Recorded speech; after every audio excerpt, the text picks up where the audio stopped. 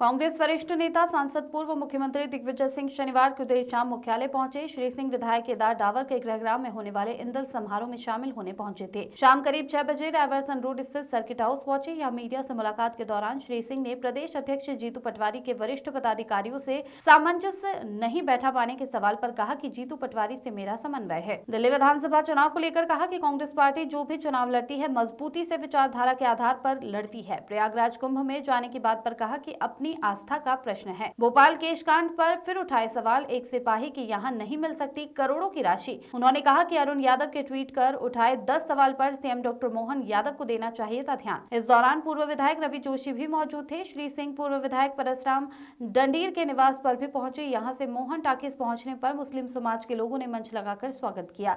इसके बाद वे भगवानपुरा के विधायक केदार डाबर के गांव सांगवी में इंदल कार्यक्रम में शामिल होने पहुंचे। खरगोन से हबीब आजाद की रिपोर्ट। रहा है, इसलिए उन्होंने मुझे आमंत्रित किया तो मैं आया। दिल्ली विधानसभा को लेकर चुनाव जिस तरह से तैयारियां हो रही है, कांग्रेस कितनी मजबूत स्थिति में है वहाँ पर? बात यह है, कांग्रेस पार्टी जो भी चुनाव लड़ती है मजबूती के साथ लड़ती है, विचारधारा के आधार पर लड़ती है। और राहुल गांधी जी ने अपने वक्तव्य में सारी बातें साफ करी हैं और उसका असर भी हो रहा है। कुंभ में सर आप या राहुल गांधी, प्रियंका गांधी जी जाएंगे कि कुंभ में? ये अपनी अपनी आस्था का प्रश्न है। सर, आपने बीटी कार्टन को लेकर शिकायत की थी और उस पर भी जिस तरह से कार्रवाई होना चाहिए वैसी नहीं हो पा रही। ऐसा है, माननीय केंद्रीय मंत्री विजय गोयल जी का मुझे पत्र प्राप्त हुआ था कि उसमें काफ़ी शिकायत मिली और काफ़ी सत्यता भी है। उन पर केस रजिस्टर किया गया है और उसकी जांच करके उनको दंडित किया जाएगा। उस पर मैं अभी राज्यसभा में प्रश्न भी पूछूंगा कि उस पर क्या कार्रवाई हुई। ऑर्गेनिक कॉटन को लेकर जिस तरह से कहा जा रहा है कि ये बहुत बड़ा स्कैम है, घोटाला है और मध्य प्रदेश नहीं देश को अंतर्राष्ट्रीय बाजार में बदनाम करने का कुटिल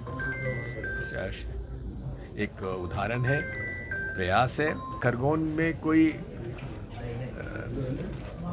ऑर्गेनिक कॉटन की खेती नहीं करता। झूठे केस बनाए गए, सब्सिडी ली गई और उसका पूरे अंतर्राष्ट्रीय क्षेत्र में हमको ब्लैकलिस्ट किया गया। भोपाल गैस जो केस कांड हुआ है, केस कांड को लेकर जैसे अरुण यादव ने ट्वीट किया, आप क्या कहना चाहेंगे, आप क्या मानते हैं? देखिए, ये बात राज्य सरकार को हर परिस्थिति से जांच करने के बाद ही कुछ निर्णय लेना चाहिए। अब वहाँ क्यों भोपाल का जो कचरा था वो पीतमपुर में डालने का क्या औचित्य था, मैं नहीं समझ पाया। हाल ही में अभी एक मामला हुआ है, जो किसानों की सम्मान निधि का जो डाटा होता है वो डाटा खरगोन में पूरा लीक हो गया है और जगह जगह पहुंच गया है। देखा मैंने, ऐसे पर्सनल डाटा लीक नहीं होना चाहिए। सर, केस कांड का पूछा था मैंने। केस कांड जो हुआ है भोपाल में, जो करोड़ों रुपए मिले, सौरभ वाला। हाँ, सौरभ शर्मा, पहली बात तो यह है कि सौरभ शर्मा एक साधारण सिपाही। अब ये बताया जा रहा है कि ये सारा सोना उसका है। 23 करोड़ रुपए नगद, 3 एजेंसियां काम कर रही हैं।